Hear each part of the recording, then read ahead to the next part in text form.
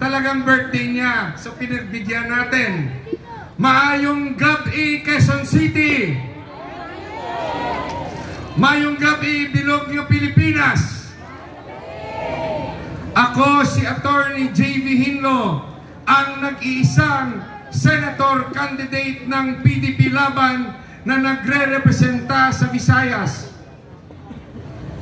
Bakit ako pinatakbo ni Tatay Digong?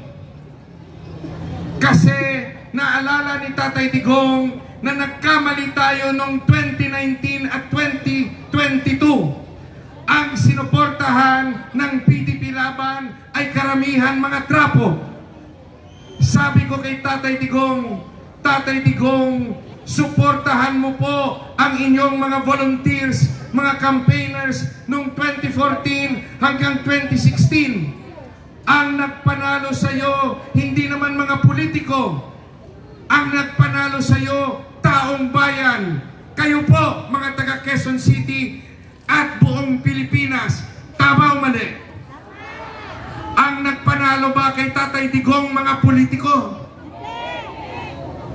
Sambayanang Pilipinas, pinagbigyan ni Tatay Digong na magkaroon rin ng senador ang Visayas.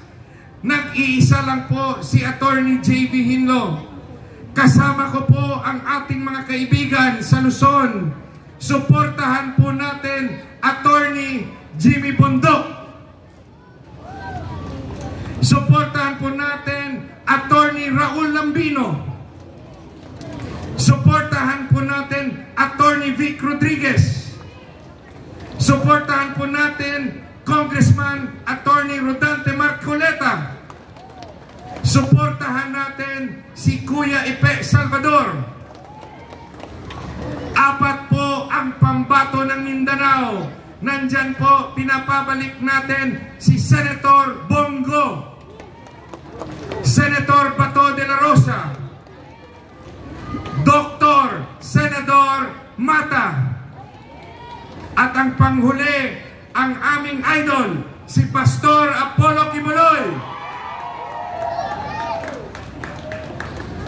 Ang mga programa ni Attorney Hinlo, hindi po regular na programa ng mga politiko natin.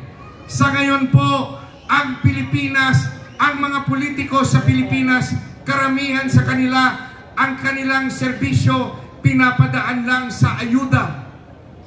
Ayuda, ililibre lahat, kahit cake, kahit panood ng sine, ibibigay ng mga politiko. Pero tanong ko, Quezon City, tanong ko, Pilipinas, gumaan ba? Naging bago bang buhay nyo? Nakagraduar ba kayo sa kahirapan? Quezon City, nakagraduar ba kayo sa kahirapan? Ano ang gusto ng taga Quezon City at ng mga Pilipino? Ayuda o trabaho na may sweldo? Ayuda o may sweldo? Ang kailangan ng ating bansa ay paramihin ng mga politiko ang mga trabaho. Dahil po napakahirap ng Pilipinas. Marami tayong OFWs. Binubuhay ng OFWs ang ating ekonomiya. Pero ito'y masamang senyales. Ano ang ibig sabihin na marami ang OFW sa ating bansa? Dahil po walang trabaho o kulang ang trabaho dito sa Pilipinas. Tama o mali? Mga kababayan ko, ano ang solusyon?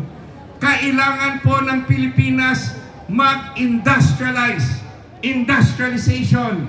We have to create our own weapons. Tayo dapat gumagawa ng sariling armas, sariling makinarya, sariling gamot, sariling vaccine.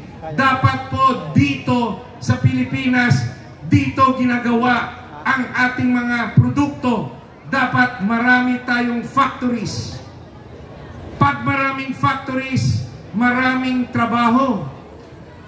Gusto ba ng Quezon City na habang buhay habang buhay, hawak tayo sa lieg ng mga politiko. Habang buhay, nakadepende tayo sa ayuda. Kung gusto nyong magbago, ilagay natin sa Kongreso si Bong Suntay. Suntay! Suntay! Gusto nyo ba maging congressman si Bong Suntay? Bong Suntay! At humihingi rin po ng tulong ang PDP Laban.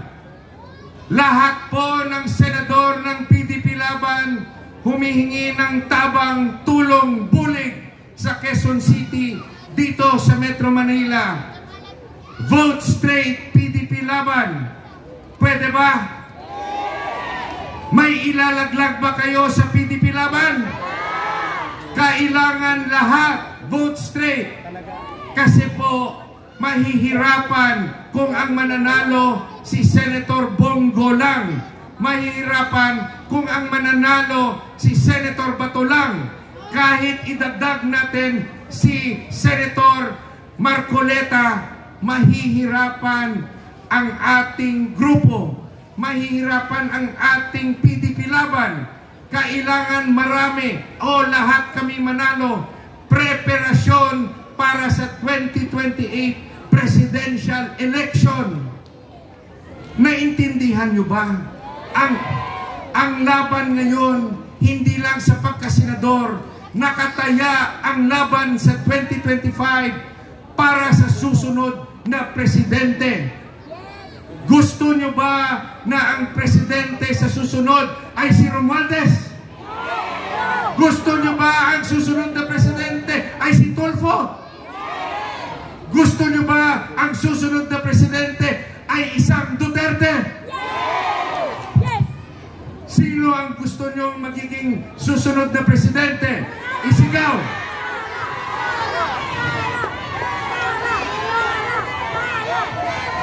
Duterte! Duterte! Duterte! Duterte! May sumisigaw ba dito ng Tulfo? May sumisigaw ba dito ng Romualdez? Pag ayaw nyo kay Tulfo at ayaw nyo kay Romualdez, vote straight PDP Laban tayo. Kaya ba? Duterte! Duterte! Duterte! Duterte! Quezon City, Pilipinas. Ang laban natin sa 2025, dito nakasalalay ang ating buwas damlag, ang ating 2028 presidential election. Ilagay nyo ang mga bagong senador na tutulong kay Senator Bongo at kay Senator Bato. Huwag nyong kalimutan ang senador ng Visayas. Maingay po si Atty. Hinlo at ipaglalaban ang ating bansa. Salamat po. 30! JB Hinlo sa pagkasenador numero 30. At ang ating huling senador na magsasalita, pero hinihikayat ko po lahat na